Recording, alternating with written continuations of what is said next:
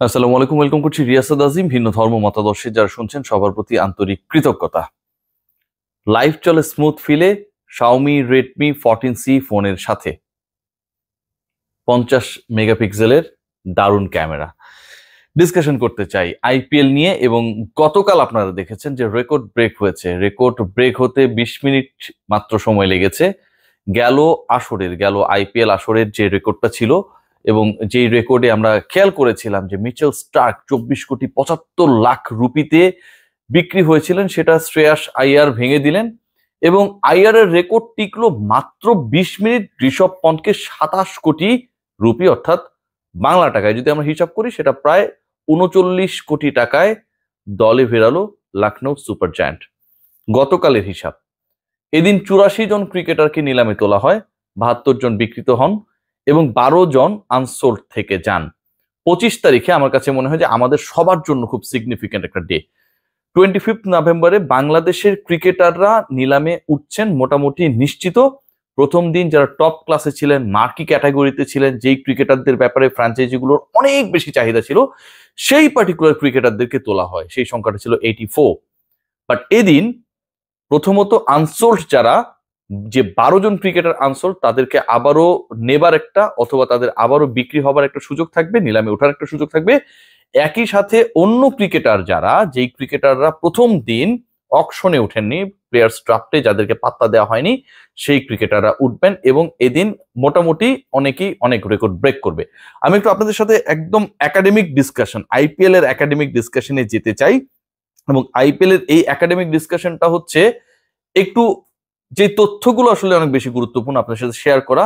মানে আন্দাজের উপর বললাম যে মুস্তাফিজ একটা দল পেয়ে যাবে, অমুক দল তার ব্যাপারে আগ্রহী, এই আলোচনা না করে আসলে দলগুলোর সিচুয়েশন কি, দলগুলো যত সংখ্যক ক্রিকেটার দলভুক্ত করতে পারবে, তারা কয়জন করে ক্রিকেটার এখন পর্যন্ত প্রথম দিনের নিলাম শেষে, এবং রিটেইন লিস্ট দুটাকে যদি প্লাস করা হয়, দলভুক্ত করেছে এবং স্পট ফাঁকা রয়েছে প্রত্যেকটা দলের কয়টা করে, সেই আলোচনা যদি করি তাহলে বাংলাদেশের ক্রিকেটারদের সম্ভাবনা কতটুকু, বাংলাদেশের ক্রিকেটাররা পার্টিকুলারলি কোন কোন দলে সম্ভাবনা এগিয়ে, সেই আলোচনাটা আমার কাছে মনে হয় অনেক বেশি যৌক্তিক হবে।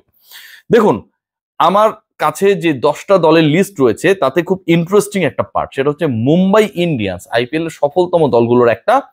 এই দলটা এখন পর্যন্ত রিটেইন এবং ড্রাফট থেকে, প্রথম দিনের ড্রাফট বা অকশন থেকে ক্রিকেটার ভিড়িয়ে যে স্কোয়াডটা এখন পর্যন্ত তারা মানে ক্যারি অন করছে, সেটা হচ্ছে মাত্র 8 জনের স্কোয়াড। দলগুলোকে কমপক্ষে 18 জনের স্কোয়াড করতে হবে। ভেবে দেখুন, মুম্বাই ইন্ডিয়ান্সকে আরো প্রায় 10 জন ক্রিকেটার দলভুক্ত করতে হবে। What does it mean? It means যে শেষ দিনে এবং চূড়ান্ত দিলে Mumbai Indians they will be eyeing on to the cricketers যারা নতুন করে ড্রাফটে উঠবে এবং যারা অবিকৃত ছিল। এবং নতুন করে ড্রাফটে ওঠার তালিকায় তো বাংলাদেশের ক্রিকেটাররা রয়েছে। আবার মুম্বাই ইন্ডিয়ান্সকে হচ্ছে অন্তত 10 জন ক্রিকেটার পিক করতে হবে এদিন। তাদের যে ক্রিকেটাররা রয়েছে, যে 8 জন ক্রিকেটার এখন পর্যন্ত মুম্বাই স্কোয়াড ভুক্ত হয়েছে প্রথম দিনের নিলাম শেষে, এবং অতীতের যে রিটেইন লিস্ট, সেখান থেকে জসপ্রীত বুমরা রয়েছেন, সেখানটায় হার্দিক পান্ডিয়া রয়েছেন, রোহিত শর্মা, তিলক ভার্মা, ট্রেন্ট বোল্ট, ধীর রয়েছেন, রবিন মিঞ্চ রয়েছেন এবং কার্ন শর্মা, এই 8 জন। পাঞ্জাব কিংসকে আরো অন্তত 8 জন ক্রিকেটারকে দলভুক্ত করতে হবে। মুম্বাই ইন্ডিয়ান্সকে অন্তত 10 জনকে দলভুক্ত করতে হবে। পাঞ্জাব কিংস তাদেরকে আরো অন্তত 10 জনকে নিতে হবে, 8 জনকে নিতে হবে, কারণ পাঞ্জাব কিংসের স্কোয়াডটাও রিটেইন প্লাস ড্রাফট থেকে নেয়ার পরও 10 জনের বেশি হয় নাই। একটা দলকে মাঠে নামাতে হলেও তো অন্তত 11 জন ক্রিকেটারকে মাঠে নামাতে হবে। পাঞ্জাব কিংস তারা এখন পর্যন্ত সব মিলে 10 জন ক্রিকেটারকে দলভুক্ত করেছে। রাজস্থান রয়্যালস, তাদের total number of cricketer retain plus from the draft they have bought is 11। Rajasthan রয়্যালসের ক্রিকেটার সংখ্যা 11, মানে তাদের আরো 7 জন নিতে হবে শেষ দিন থেকে। মোটামুটি এটা ফাইনাল, এরও বেশি তারা নিতে পারে, এরও বেশি অন্য দলগুলো নিতে পারে, 25 জন পর্যন্ত নিতে পারবে। রয়্যাল চ্যালেঞ্জার্স বেঙ্গালুরু, বিরাট কোহলির দল। রয়্যাল চ্যালেঞ্জার্স বেঙ্গালুরু প্রতিবারই চ্যালেঞ্জ জানানোর একটা সংকল্প পরিকল্পনা নিয়ে আইপিএল এর নামে শেষ পর্যন্ত তারা পারে না। বিরাট কোহলির দল ড্রাফট থেকে এবং রিটেইন লিস্ট থেকে এখন পর্যন্ত দলভুক্ত করেছে মাত্র 9 জন ক্রিকেটার। বিরাট কোহলির দলে রয়্যাল চ্যালেঞ্জার্স বেঙ্গালুরুতে আরো অন্তত 9 জন ক্রিকেটার লাস্ট ডেতে দলভুক্ত হবে, এটা আমরা এক্সপেক্ট করতেই পারি। সানরাইজার্স হায়দ্রাবাদ, এই যে এতগুলো দলের নাম আমি আপনাদের বললাম, Mumbai Indians, Punjab Kings, Royal Challengers Bengaluru এবং রাজস্থান রয়্যালস, এই চারটা দলের কোনোটাই আসলে 11+ হতে পারেনি, কিন্তু সানরাইজার্স হায়দ্রাবাদ তারা 13 জন ক্রিকেটারকে দলভুক্ত করেছে, তাদের প্রেশারটা কম। চেন্নাই সুপার কিংস, যেই দলটাকে নিয়ে অনেক আলোচনা রয়েছে, যেই চেন্নাই সুপার কিংসকে নিয়ে আলোচনা থাকার কারণটাই হচ্ছে মুস্তাফিজুর রহমানকে তারা আসলে দলভুক্ত আরো একবার করবে কি না। এদিন মুস্তাফিজ নিলামে ডাক পাবেন, তাকে তোলা হবে, এই ডিসকাশনটা খুবই জোরালো এবং খুবই যৌক্তিক। চেন্নাইয়ের জন্য কমপক্ষে 12টা স্পট ফুলফিলমেন্টের রেসপন্সিবিলিটি রয়েছে, কারণ তারা 6টা স্পট ফুলফিলমেন্টের রেসপন্সিবিলিটি রয়েছে, কারণ চেন্নাই সুপার কিংস এর total number of cricketers after the first day of the auction is only 12। 12 জন ক্রিকেটারকে তারা দলভুক্ত করেছে সব মিলিয়ে। সো আরো 6টা স্পট রয়েছে যেটা তাদেরকে ফুলফিল করতে হবে। অন্তত 6 জন ক্রিকেটার দলে ফিরিয়ে এদিন বিকাল 4টা থেকে যে নিলামটা শুরু হতে যাচ্ছে, সেই 6 জনের মধ্যে বাংলাদেশের অন্তত একজন তো হতেই পারে। সেই ক্রিকেটারকে মুস্তাফিজ নাকি সাকিব, সেই আলোচনাটা খুবই স্বাভাবিক।